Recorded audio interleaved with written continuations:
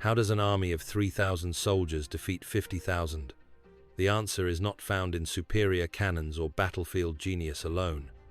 It is found in a single, whispered promise of betrayal that would topple a kingdom and build an empire from its ashes. In 1756, the entire future of the British East India Company in India rested on the shoulders of one man, Robert Clive. His mission was to seek retribution for an unforgivable atrocity and to lead a small force against an army that outnumbered him nearly 20-1. To understand the man, you must first understand the inferno he was sent to tame. Months earlier, the great trading city of Calcutta, the jewel of the company's holdings, had fallen. Fort William, once a bastion of commercial power, had proven to be a house of cards against the fury of the new Nawab of Bengal, a young man named Siraj-ud-Dowlah. He was barely into his 20s, consumed by a deep distrust of the encroaching European powers and a burning desire to assert his own authority. He saw the British not as merchants but as a threat, their growing fortifications a challenge to his sovereignty. And so, he had marched. His vast feudal host, numbering close to 50,000, had descended upon Calcutta and swallowed it whole, while the British governor and military commanders fled in a shocking display of cowardice, leaving their garrison to a hopeless fate. After a brief, futile defense, the 146 remaining defenders surrendered. But what followed would become a legend of horror. The prisoners were forced into the fort's own military prison, a tiny chamber measuring just 18 feet by 14 feet. It was known as the Black Hole. Into this suffocating space were crammed over 140 people on one of the hottest nights of the Indian summer. As the hours passed, the chamber became an oven. Men fought for air at the two small windows, pleading for water, for mercy, while the Nawab's guards reportedly laughed at their agony. By the time the doors were opened the next morning, only 23 were left alive. The story of the Black Hole of Calcutta became a rallying cry. It was seen as an act of Oriental barbarism, an unforgivable atrocity that demanded not just retribution, but subjugation. When news of this horror reached the British settlement of Madras, the Council of the East India Company was thrown into a state of shock and fury. They knew they had to respond with overwhelming force. The question was, who could lead such an expedition? There was only one real answer. His name was Robert Clive. Clive was not a product of Britain's aristocratic military tradition. He was a company man, a former clerk who had found his true calling not in accounting, but in the chaos and opportunity of war. He was 30 years old, known for his volatile temperament, his bouts of severe depression, and an almost supernatural audacity on the battlefield. He was ambitious, brilliant, and utterly ruthless, the perfect instrument for the company's revenge. Assembling a force of 900 European soldiers and 1,500 native infantrymen, known as sepoys, Clive set sail for Bengal. His mission was clear: retake Calcutta, punish the Nawab, and secure the company's interests. But in Clive's mind, the mission was already evolving into something far grander. He didn't just want to teach the Nawab a lesson. He wanted to break his power, to seize the immense wealth of Bengal, and to transform the East India Company from a mere trading entity into the master of a kingdom. The expedition arrived in Bengal in December, and Clive's force went to work with brutal efficiency. They swiftly recaptured Calcutta, the Nawab's forces melting away before the disciplined firepower of the company's army. Siraj-ud-Dowlah, shocked by the sudden and effective response, was forced to sign a treaty, restoring the company's trading posts and paying compensation. For a moment, it seemed that the conflict was over. But for a man like Clive, the status quo was never enough. He saw weakness in the Nawab's court, a kingdom rife with internal conspiracies and powerful men who despised their young, arrogant ruler. Siraj-ud-Dowlah had enemies not just outside his gates, but within his own palace, and Clive, the master of the calculated risk, saw an opportunity far greater than any treaty could provide. He was about to move from a war of retribution to a war of regime change, a gamble that would risk everything on a single, decisive stroke. The stage was being set for a confrontation that would determine the future of India for the next 200 years. The first shots had been fired, but the true war was only just beginning, a war that would be fought not just with muskets and cannons, but with secrets, lies, and the poison of betrayal. Robert Clive stood not over a battlefield map, but over a web of whispers and promises. He knew this war would not be won with cannons alone. It would be won in the shadowy corridors of the Nawab's palace, with the sharp edge of betrayal. The numbers were a stark and terrifying reality. His own army numbered barely 3,000 men. Siraj-ud-Dowlah, despite his recent treaty, could still summon a force of 50,000.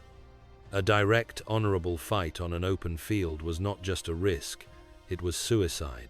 Clive's greatest weapon, therefore, was his profound understanding of human weakness. He knew the Nawab's court was a viper's nest.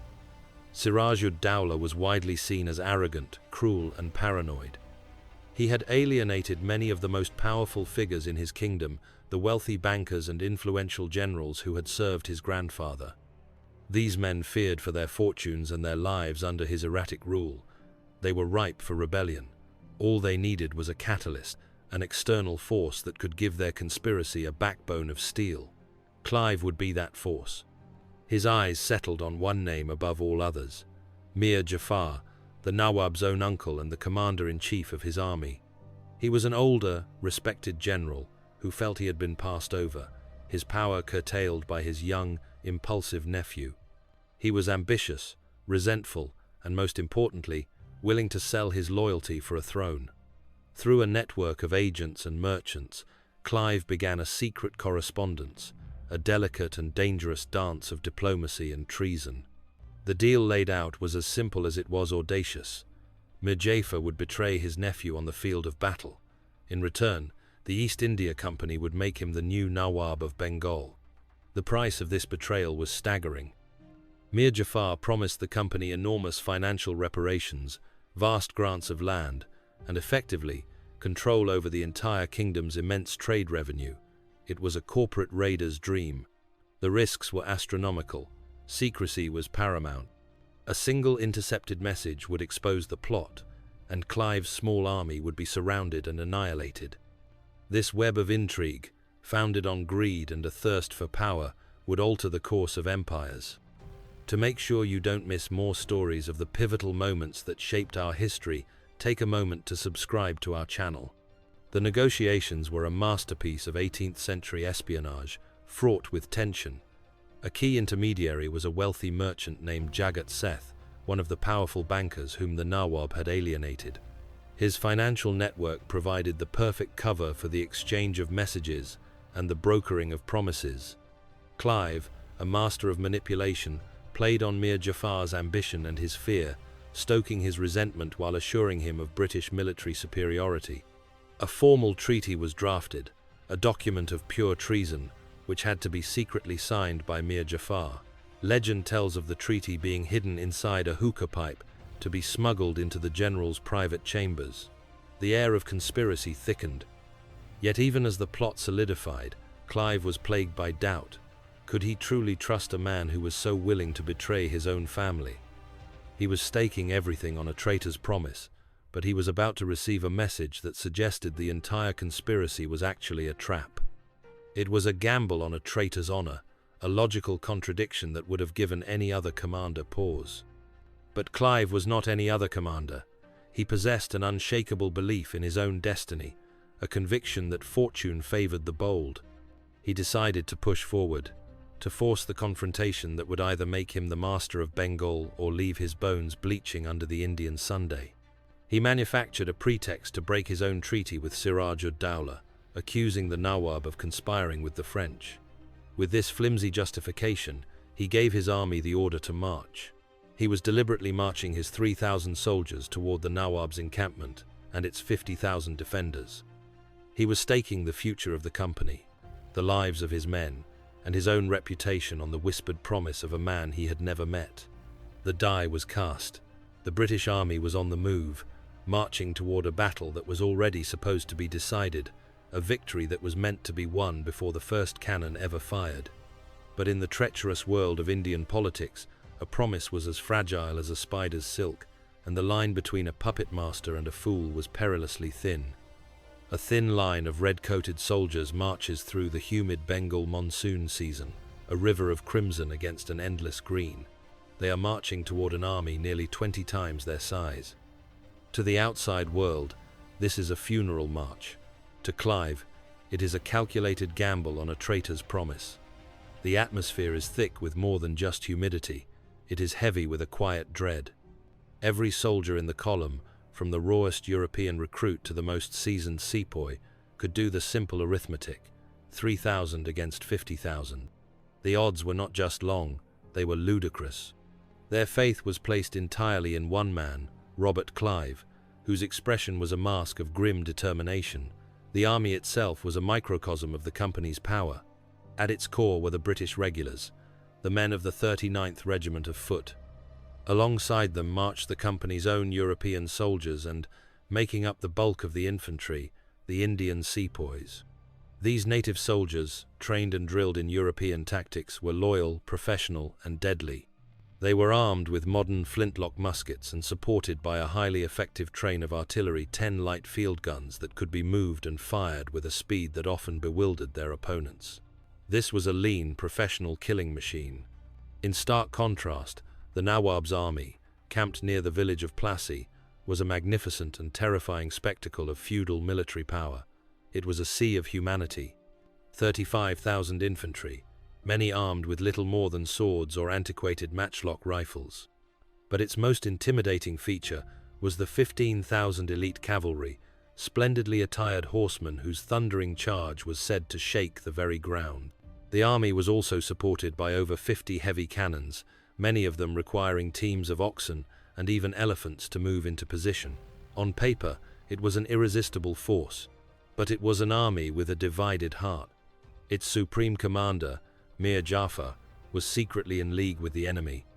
Several other key commanders, like the influential Rai Durlab, were also part of the conspiracy, commanding vast divisions of men they had no intention of leading into a real fight. The Nawab's army was a magnificent, glittering giant, but it was riddled with the cancer of treason. The march was an ordeal. The monsoon had broken, turning the dusty tracks into quagmires of thick mud.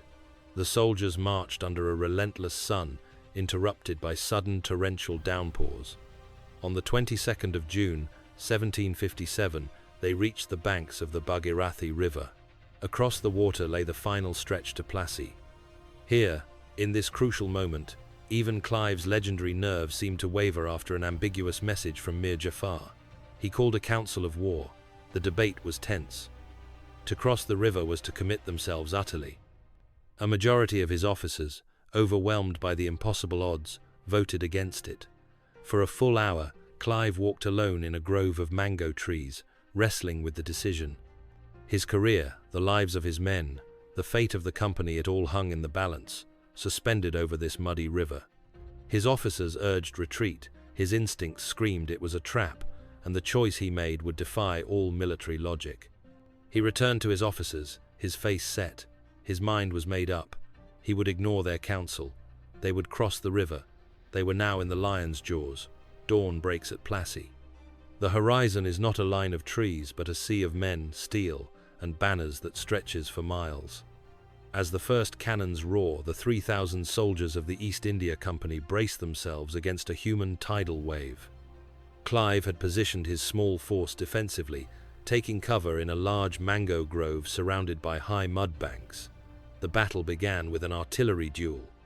The Nawab's heavy cannons, manned by French artillerymen, opened a thunderous bombardment. But their fire was largely inaccurate. For several hours, the two sides exchanged fire in a noisy but indecisive stalemate. The British remained sheltered in their grove, a tiny island in an ocean of enemies. Then, around noon, the sky turned a dark, bruised grey. The monsoon unleashed its full fury. A torrential downpour descended on the battlefield. In that moment, the battle would not be decided by numbers or by courage, but by a simple piece of canvas. One army had it, the other did not. The British soldiers, drilled in discipline and professionalism, had been trained for this. They quickly covered their gunpowder and ammunition with heavy tarpaulins, keeping it dry and ready.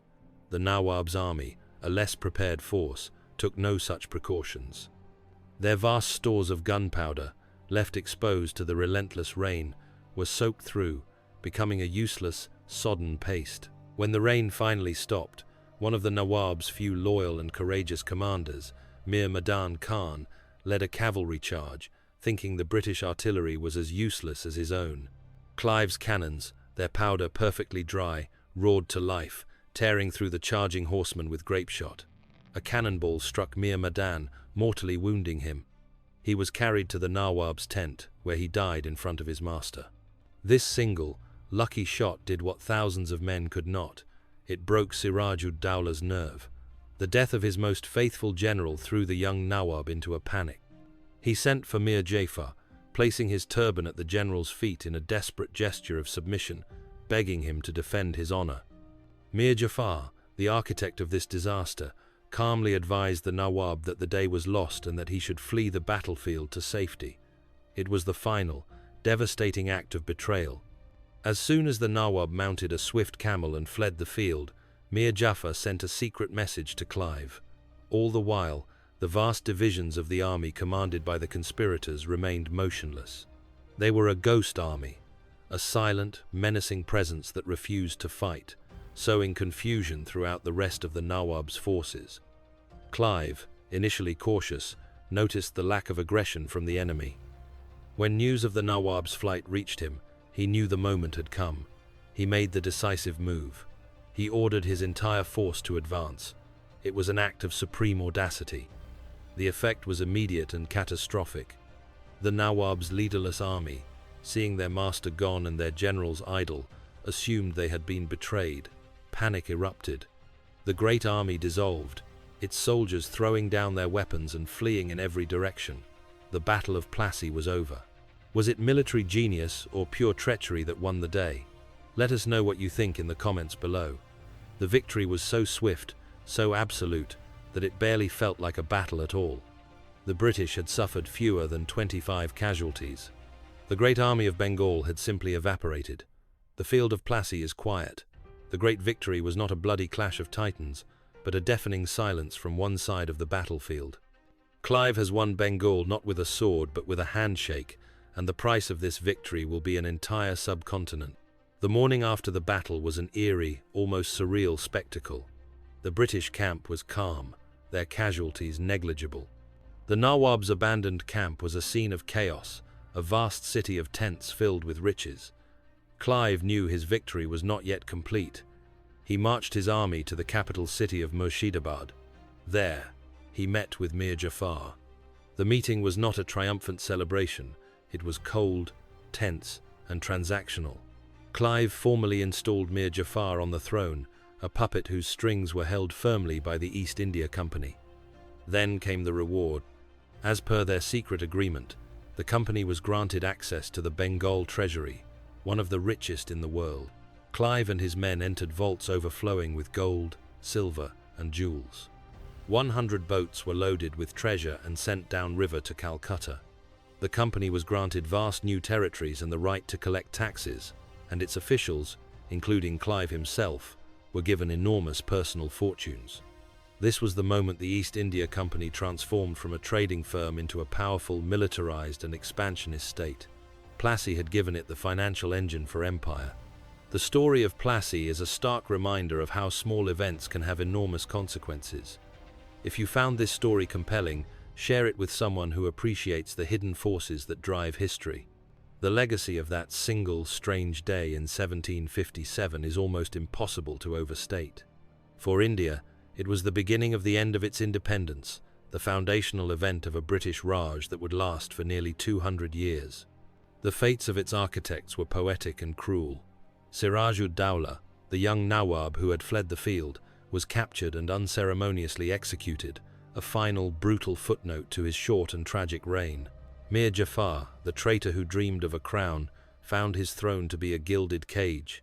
He was despised by his own people, and his name, in India and Pakistan, would become a byword for traitor, a legacy of shame that endures to this day. And Robert Clive, hailed as Clive of India, returned to Britain a hero, but his immense wealth and controversial methods earned him many enemies. He would later face parliamentary inquiry for corruption, defending his actions with the famous words, "By God, Mr. Chairman, at this moment I stand astonished at my own moderation." Though acquitted, his reputation was tarnished, and he spent his later years in ill health and depression, a profoundly wealthy but tormented man. The Battle of Plassey stands as a powerful testament that the fate of nations is not always decided by the grandest armies, but sometimes by the quietest conspiracies, the opportune moment of a downpour, and the fatal weakness of human character. Thanks for watching. For more incredible stories from the past, don't forget to like, subscribe, and hit the notification bell. We'll see you next time.